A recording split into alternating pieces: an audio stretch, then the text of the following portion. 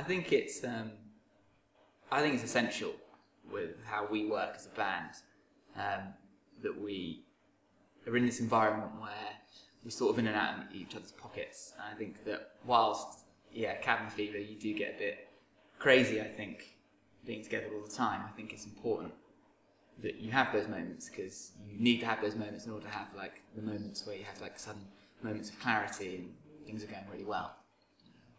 I think it's a testament to our personalities, really, that we can put up with it as well. I don't think a lot of bands could do it. It's very intense. It's a lot of fun as well.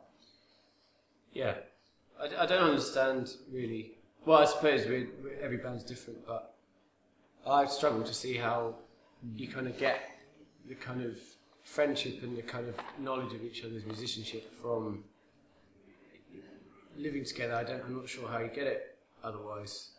And I think, after a few years of living together, maybe you've kind of laid the foundations, but and then maybe you can move out and, I don't know, get married and have kids or whatever. But I think it's essential. Well, I've always thought it's kind of a necessary evil, as it were, but it is a lot of fun. I think the benefits outweigh the cons, as it were.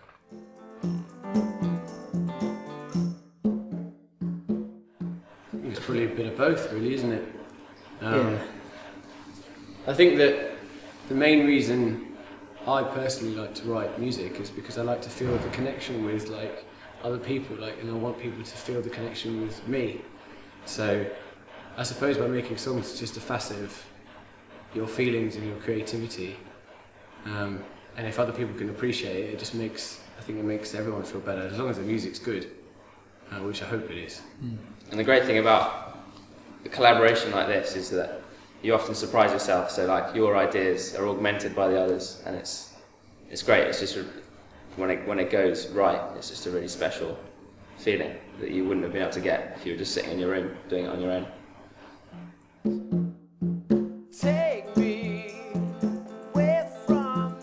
I think that humans have this tendency to want to categorise things, and that's all very well and good, and I'm all for that because I think that's human nature. But I've always thought that music is driven more or less by technological advances, and I think we're at the stage where we've kind of reached the digital computer age, and it's sort of anything goes. Because as you go through time, I always looked at new technology, the 60s, reel-to-reel recording, the 70s, maybe it was a studio recording then, and in the 80s, all the computer stuff. Then in the 90s, everyone got on board with drum machines, and now we're, second decade of the new millennium.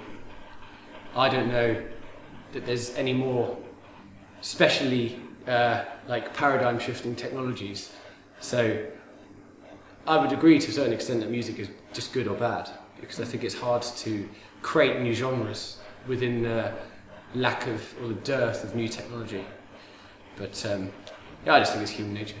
I also think that, as obviously the body of work collectively by musicians builds and builds and builds, if you are trying to not necessarily create a niche, or you're just trying to be original or come up with something that sounds fresh to you, I think you are increasingly going to end up borrowing more and more from other genres. So while you might start out as an indie band, you might start as a rock band or a dance act, I think that if you really want to make a mark or move things forward or be original, you're going to have to end up borrowing from another genre eventually. So those kind of rigid boundaries that perhaps once existed are becoming, more and more, dissolved more and more.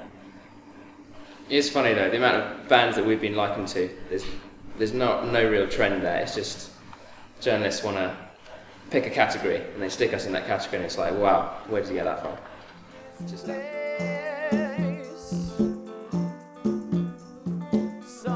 I think that it's a cliche, but the journey is just as important as the destination in many ways. So I think you want to get to the Zen-like state because everyone will be happy then. I think that's sort of the definition of ideal happiness. This is getting pretty deep, but I think that I personally, and I think human nature, you like to have targets, you like to have aspirations. And if you don't have those, I think that you can live a sort of a happy life, but I don't think that you necessarily achieve very much on an earthly level.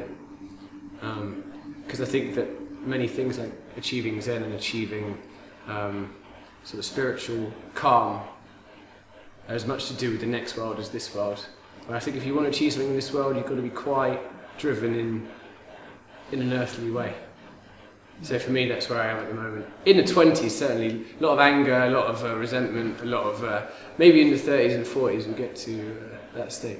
I think the most interesting art and music comes out of that feeling of longing. Not necessarily will and want, I think it's different. It's that sort of dull longing, aching for something that you get the really good art of. So I'm happy to be in that mode at the moment, certainly. Maybe later on in life we'll want to be more settled, but no, it's good. It's good for us.